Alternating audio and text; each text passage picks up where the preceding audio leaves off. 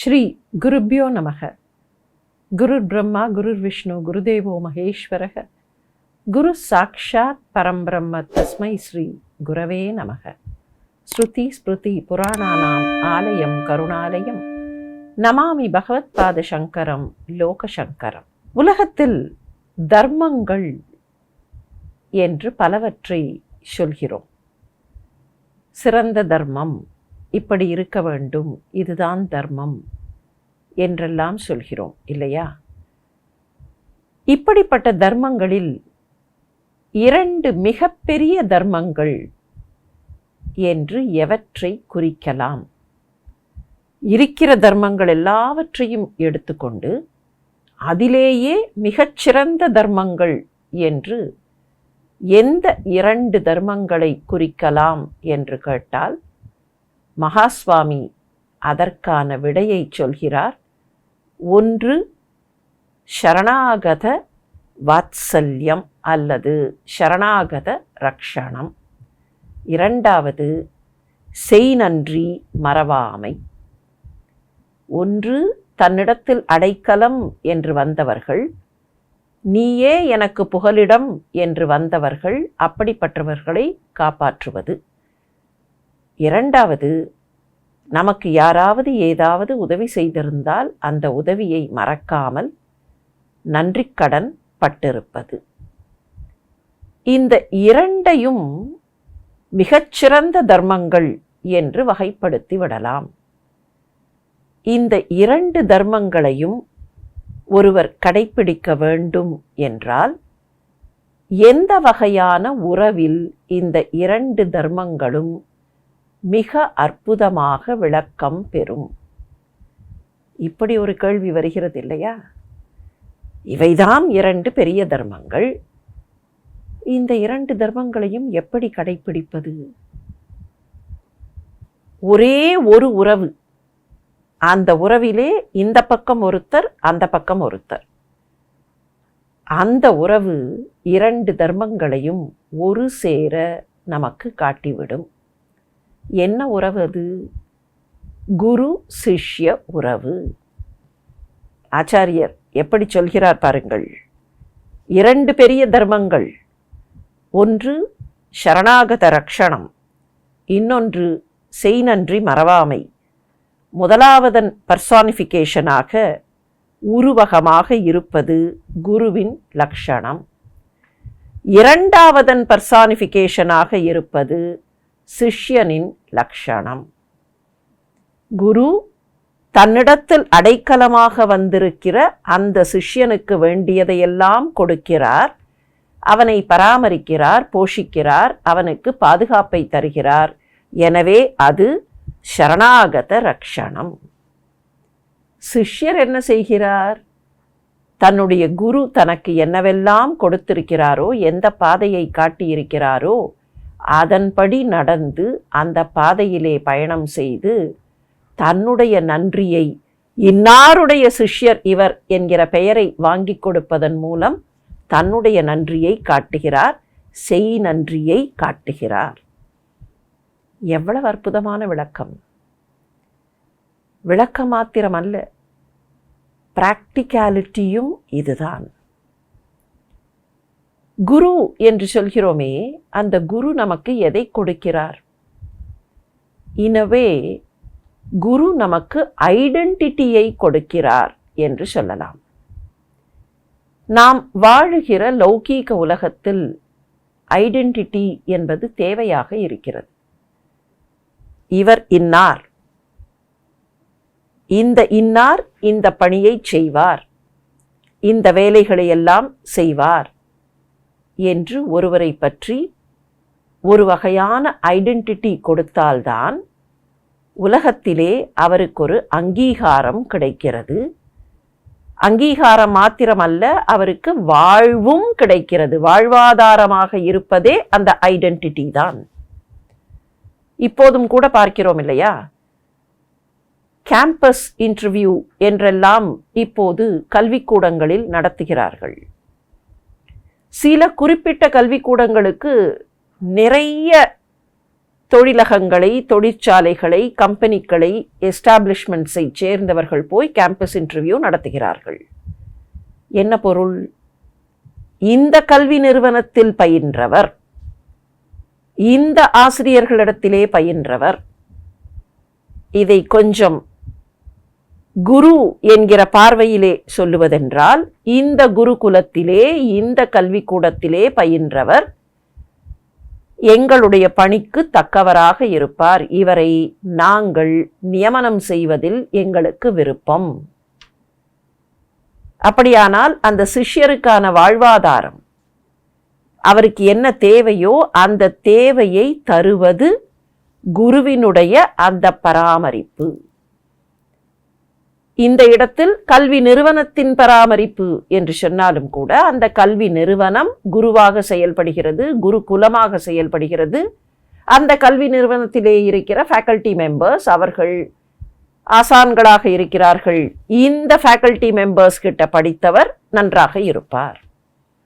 ஆக சிஷ்யருக்கு குரு தருவது ரக்ஷணம், ஒரு வகையான பாதுகாப்பு, வாழ்க்கைக்கு ஆதாரம், எதிர்கால வாழ்க்கைக்கான ஒரு கேரண்டி.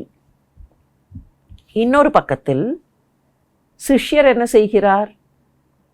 இந்த குருவினிடத்திலே நான் பயின்றேன்.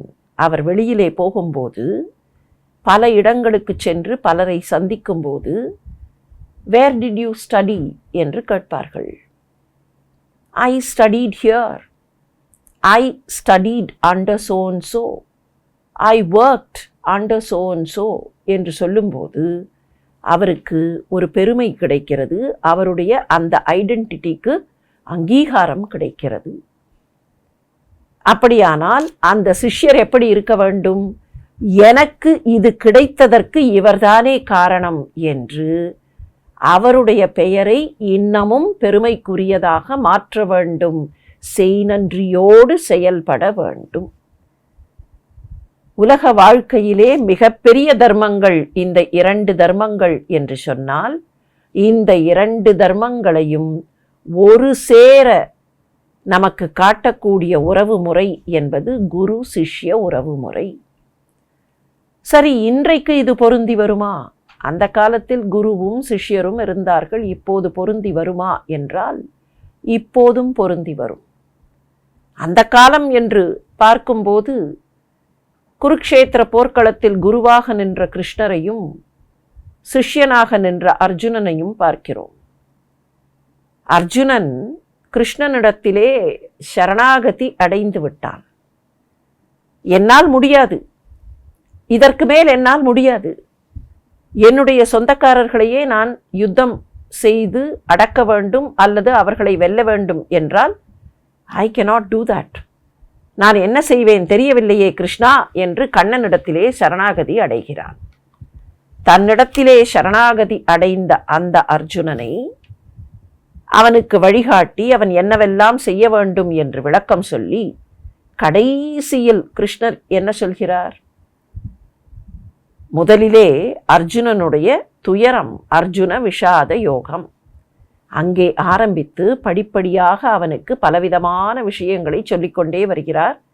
எது கர்மயோகம், எது பக்தி யோகம், எது கர்ம சந்நியாச யோகம், எது சந்நியாச யோகம், எது ராஜயோகம், இப்படியெல்லாம் சொல்லிக்கொண்டே வந்து கடைசியில் எல்லா தர்மத்தையும் கைவிட்டு விடு, don't worry about all these தர்மாஸ், என்னை முழுமையாக சரண் அடைந்து விடு, மாம் ஏகம் சரணம் விரஜ, முழுமையாக தெய்வத்தை சரண் அடைந்து விடு.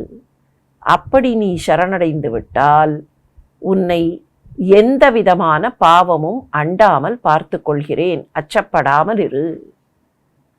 இதுதானே கிருஷ்ணர் சொல்வது, இதுதானே முழுக்க முழுக்க ரக்ஷணம். தன்னிடத்தில் வந்து அடைக்கலம் கேட்பவர் எப்படிப்பட்டவராக இருந்தாலும் அவருக்கு அடைக்கலம் கொடுத்து அவரை உயர்த்துவது, இதுதான் ஒரு ஆசிரியர் செய்வது, ஒரு ஆசான் செய்வது. இன்றைக்கு பொருந்துமா என்று கேட்கலாம், பொருந்தும். ஆன்மீக ரீதியாக இருக்கிற குரு என்று மாத்திரம் அல்ல.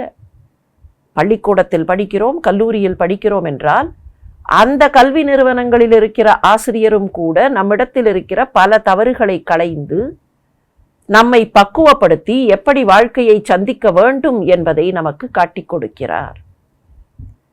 சின்ன சின்ன விஷயங்கள் அது தவறு என்றே தெரியாமல் அந்த தவறுக்குள்ளேயே இருந்திருப்போம். ஆனால் இப்படி இருக்கக்கூடாது என்று ஆசிரியர் தானே கற்றுக் கொடுக்கிறார். சின்ன குழந்தையாக இருக்கும்போது தெரியாமல் பொய் சொல்லி இருப்போம். ஆனால் பொய் சொல்லக்கூடாது என்பதை நம்முடைய உள்ளத்தில் விதைப்பவர் ஆசிரியர். இப்படித்தான் நடந்து கொள்ள வேண்டும். பொது இடத்திலே இப்படி நடந்து கொள்ள வேண்டும், மற்ற இடங்களிலே இப்படி பேச வேண்டும். இந்த சொல்லை பேசலாம், இந்த சொல்லை பேசக்கூடாது. இப்படியெல்லாம் நமக்கு பக்குவத்தை கொடுப்பவர் ஆசிரியர். அப்போ 2 வயதில் 3 வயதில் நாம் என்னவாக இருந்தோமோ அதிலே இருந்து மாறி இன்றைக்கு வாட் ஐ ஆம் டுடே என்று சொல்கிறோமே, அந்த வாட் ஐ ஆம் டுடே என்கிற ஒரு நிலையை நமக்கு கொடுத்திருப்பவர் ஆசிரியர். ஒரு ஆசிரியர் என்றல்ல, பல ஆசிரியர்கள் இருப்பார்கள். ஆனால் வாட் ஐ ஆம் டுடே இஸ் பிகாஸ் ஆஃப் என்று சொன்னால் அந்த செய்நன்றிக்கு உரியவர்களாக அந்த ஆசிரியர்களிடத்தில் போய் அடைக்கலம் என்று நின்ற நிலையில் அவர்கள்தான் குற்றங்குறைகளை எல்லாம் களைந்து நம்மை ஒரு பரிபக்குவத்திற்கு கொண்டு வருகிறார்கள். அது சரணாகத ரக்ஷணம். இந்த பக்கத்தில் அவர்களிடத்தில் நன்றியோடு இன்றைக்கும் சொல்கிறோமா இல்லையா? எத்தனை பேர் 60 வயது 70 வயதில் இருப்பார்கள். But I still remember my teacher. அன்னைக்கு எனக்கு 3ஆம் கிளாஸ்ல ஒரு ஆசிரியர் இருந்தார் என்று ஆரம்பிப்பார்களே. வாழ்க்கை போக போக அந்த ஆசிரியர்கள் எப்படியெல்லாம் நம்மை மெருகேற்றினார்கள் என்பதை உணர்கிறோம் இல்லையா? அப்போதுதான் அந்த செய் நன்றி அதிகப்படுகிறது. இந்த 2ஐயும் நினைவு வைத்து கொண்டால் வாழ்க்கை என்பது எவ்வளவு அற்புதமாக இருக்கும். ஏதோ ஆன்மீகத்தில் சொல்லுவது மாதிரி ஆரம்பித்து நம்முடைய அன்றாட வாழ்க்கையில் ஆசிரியர்களுக்கும் மாணவர்களுக்கும் உறவு எப்படி இருக்க வேண்டும், ஆசிரியர்கள் ரக்ஷணம் தருபவர்களாகவும் மாணவர்கள் செய் நன்றி மறவாமல் இருப்பவர்களாகவும் இருக்க வேண்டும் என்பதை எவ்வளவு அற்புதமாக மகாஸ்வாமி காட்டியிருக்கிறார். ஒரு சின்ன எக்ஸாம்பிள் தான், ஆனால் அந்த எக்ஸாம்பிளில் எவ்வளவு பெரிய உண்மைகளை எல்லாம் மகாஸ்வாமி கொடுத்திருக்கிறார். என்ன இருந்தாலும் குரு அல்லவா? குரு என்ன செய்வார் என்று பார்த்தோம்? ரக்ஷணம் கொடுப்பார். நமக்கும் கூட அந்த குரு தானே ரக்ஷணம் கொடுக்கிறார். எனவே அவரிடத்தில் சரணடைவோம். சரண் அடைந்தவர்களுக்கு ரக்ஷணம் கொடுப்பதுதானே குரு. குருவினிடத்தில் புகலிடம் தேடுவோம். வாருங்கள்.